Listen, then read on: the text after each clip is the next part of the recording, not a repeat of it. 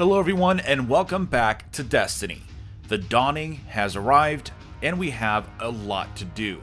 The Dawning was of course first introduced last year in Destiny 1 and proved to be very successful because of how well thought out and how generous the event was, and it seems like Bungie has delivered on an awesome event yet again.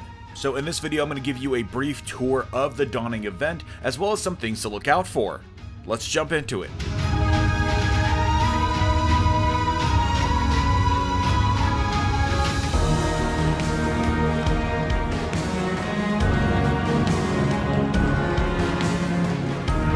Starting with the new milestones for the event, we start with the Today's Gift milestone, which will actually be a daily milestone.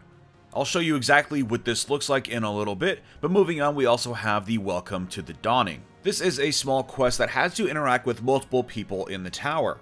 Making your way down to the tower, you'll notice that it's been transformed into a winter wonderland with snow all over the place, Dawning banners, lights, and of course, real falling snow, which is pretty cool. Moving over to Tess, you'll be able to interact with her and collect your free Dawning engram. This is an engram that you can get once per week per character. Aside from that, there's a potential to get some of these items from the daily gifts, but aside from that, it's pretty much up to your silver dust collection, and of course, if you're up for it, buying silver.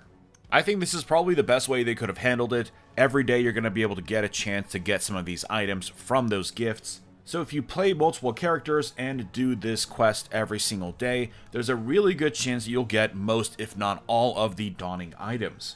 Now the cool thing is that there are actually some Dawning exclusive shaders, which is kind of a shame because shaders are consumable, so if you run out of these shaders, potentially you'll have to wait until next year before you can stock up again, which is kind of a shame because these are some pretty cool looking shaders. Especially this one. It's got some really neat patterns on it, and it's a shame to have to only have them for a limited amount of time. Dawning Warmth even looks pretty cool, and I even like Dawning Festiveness because it kind of reminds me of the armor from last year.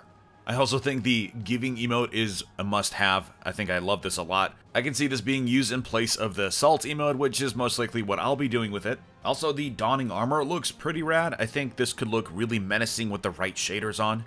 So I'm going to be aiming to collect this at least for my Titan. But anyways, there are some really cool stuff here, and I can't wait to start earning these, and I'm very excited that I can do that without spending any silver. Anyways, you can make your way over to the Bazaar after visiting Tess, and you'll be able to interact with Ikora. I like her section of the tower a lot more. She's got this sort of really cool ice sculpture thing floating off, and of course those signature lanterns from last year's Dawning make an appearance as well.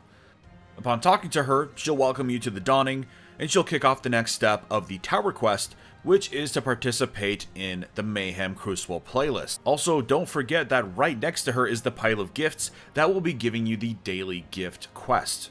All you have to do is interact with the pile of gifts to then go ahead and activate the daily schematic, and then you can go out and collect all of the required items. Anyways, moving on to the weekly milestones, we start with the Nightfall, which is Arms Dealer, and the modifiers are Torrent and 0 Hour. This is definitely going to be fun to spam all of your abilities, especially since the Crucible playlist added for the event is Mayhem. This seems to be including all game types from Quick Play. This is definitely sorely missed from Destiny 1, so it's nice to have it back even if it's for a few weeks. I jumped in for one game just for the purposes of the footage for this video, and I felt right at home. Actually, a really cool thing that I discovered with Sentinel is that it also applies to your throwing shields, so you pretty much have like infinite throwing shields for the duration of the super. Anyways, that was a quick tour of the activity. Of course, we have snowballs and ice hockey in the tower, so definitely go ahead and enjoy those. There are also snowballs during strikes, and you can pick them up to do damage to enemies. Pretty cool. So overall, I have a really good feeling about the Dawning this year. I'm glad that you can earn a lot of the items without having to spend money. I love that there are daily grindy quests to get those schematics. And with Masterworks and the Forge still in the mix, I'm kind of glad that SRL isn't part of this because honestly I don't think I would have enough time to really enjoy it. I think SRL is probably better off coming towards the summer. Anyways, let me know what your thoughts are on the Dawning in the comments below. Drop a like if you enjoyed this video and subscribe for more Destiny content. And I will see you all next time.